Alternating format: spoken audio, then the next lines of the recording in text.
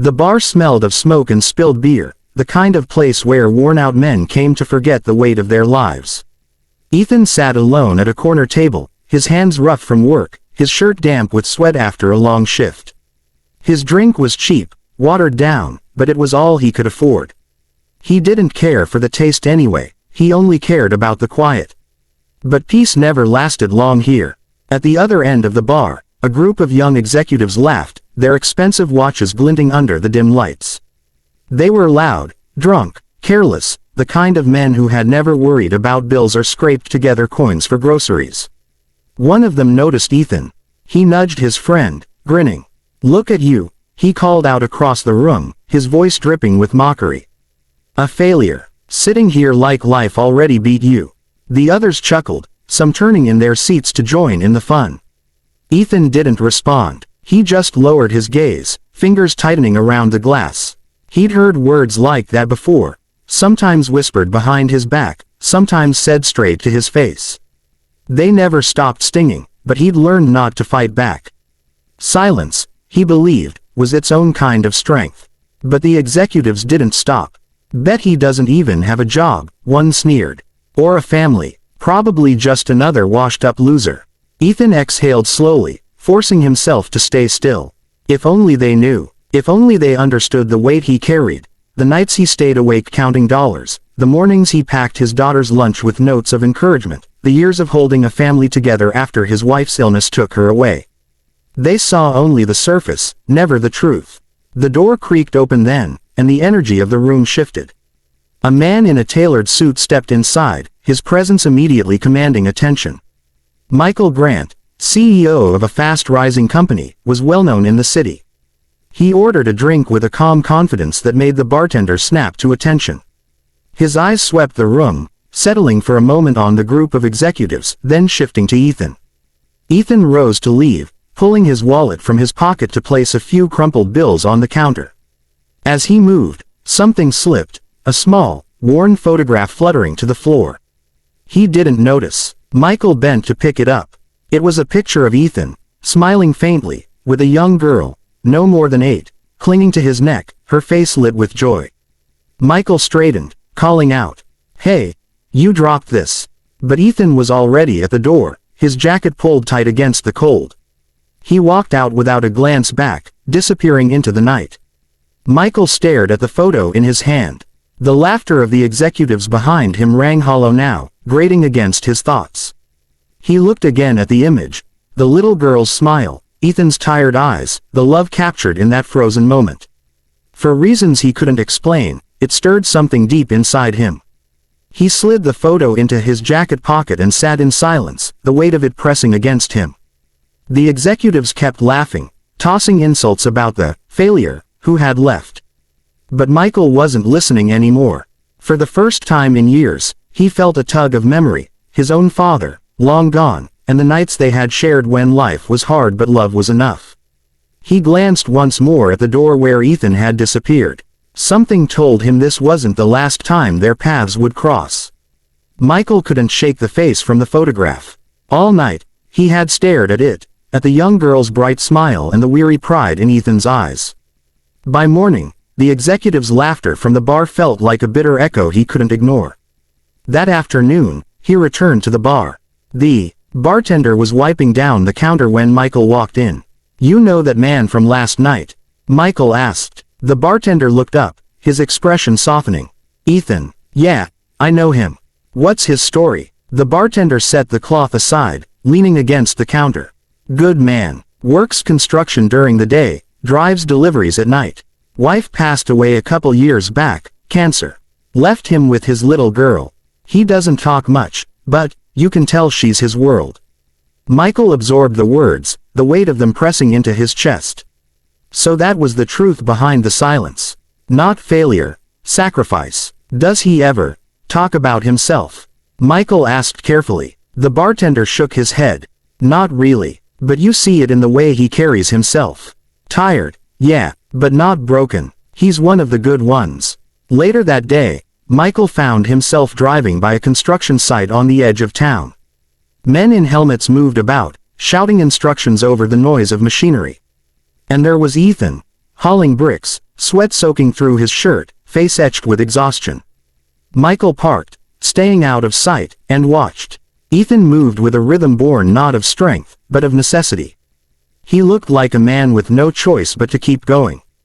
During a short break, Ethan sat on a pile of wood, pulling a folded piece of paper from his pocket.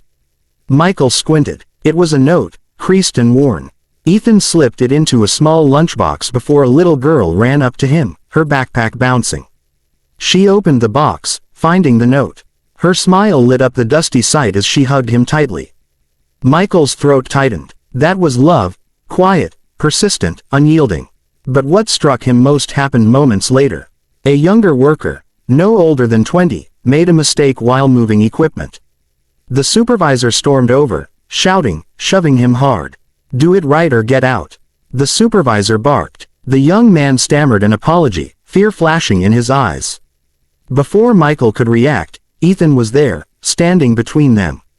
"That's enough," Ethan said firmly. The supervisor glared at him.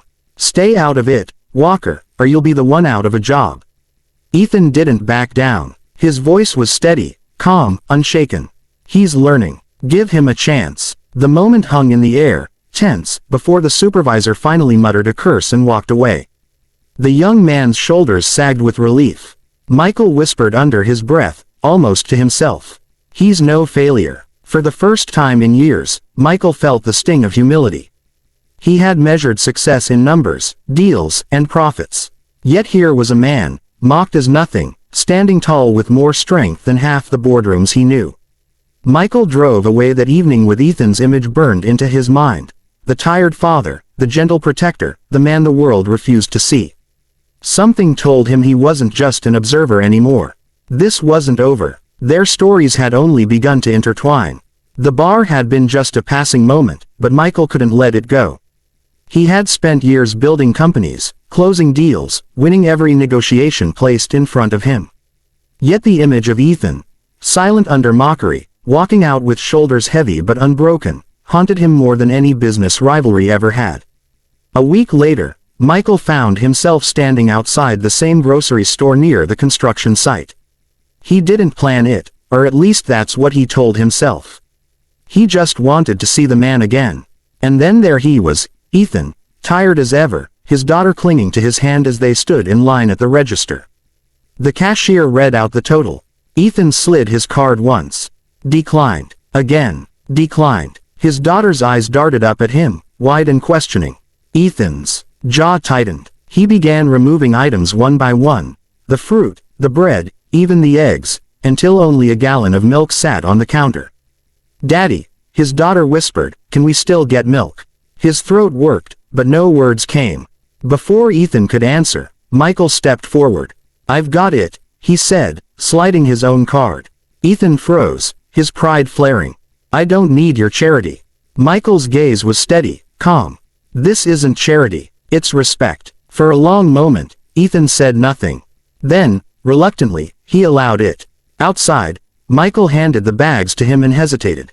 "Coffee?" he asked. Ethan looked at him like he was trying to read the real intention behind the offer.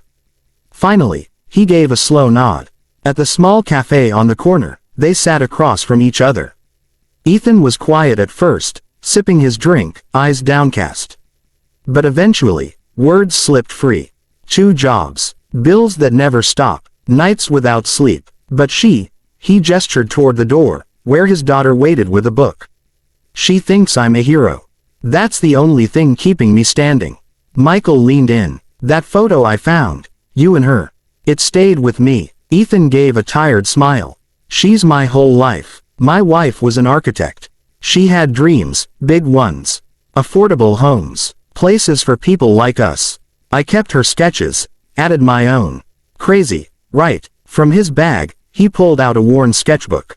Page after page of detailed designs filled the book. Clever, innovative, compassionate. Homes that families struggling with money could actually afford. Michael turned the pages slowly, his hands tightening. "Ethan," he said quietly, "this isn't crazy. This could change lives." Ethan laughed bitterly. "Dreams don't pay the bills." But Michael wasn't laughing. He saw more than drawings. He saw a vision. And for the first time in a long while, he felt inspired by someone outside his corporate world. Weeks passed. Ethan returned to his jobs, unaware that Michael had been making calls, arranging meetings, building something quietly in the background. When the invitation finally came, Ethan almost didn't go. A corporate boardroom wasn't his world. He felt like an intruder stepping into a polished glass tower where he didn't belong. The same executives from the bar were there, lounging in their chairs, smirking when they saw him walk in. "What's he doing here?" one muttered. Michael walked in right behind him. "He's here," Michael said firmly, "because he's the man who will lead our new housing initiative." The room went silent. The smirks faltered. The same men who had mocked Ethan as a failure stared at him now in disbelief. Ethan's hands trembled slightly as he spread his sketches across the table. "These aren't just houses," he said, his voice low but steady. "They're hope. They're stability. They're a chance for families who can't afford to dream." He glanced toward the doorway, where his daughter peeked in. Her smile steadied him. His words grew stronger. "I may not have money or status, but I know what it's like to need a place to belong. That's why this matters." The executives had no witty comebacks. Silence hung thick in the room. Months later, the groundbreaking ceremony was held on a stretch of empty land. Families gathered, news cameras flashing. A banner stretched across the site, "Affordable Housing Initiative." Michael took the podium first. "Some people measure success in wealth or titles," he said, scanning the crowd. "But true success is measured in impact. And the man beside me was called a failure. I call him the future." He stepped aside. Ethan, in a simple shirt and work boots, took the stage. The crowd clapped, cheering his name. His daughter stood at the edge of the stage, pride shining in her eyes. Ethan picked up the shovel. For a second, he froze, looking out over the sea of faces, families who would soon have a roof over their heads, children who would sleep safely at night. He glanced at his daughter, who mouthed the words, "You can do it, Daddy." He plunged the shovel into the earth. The cheer that followed shook the ground, but all Ethan heard was his daughter's laughter.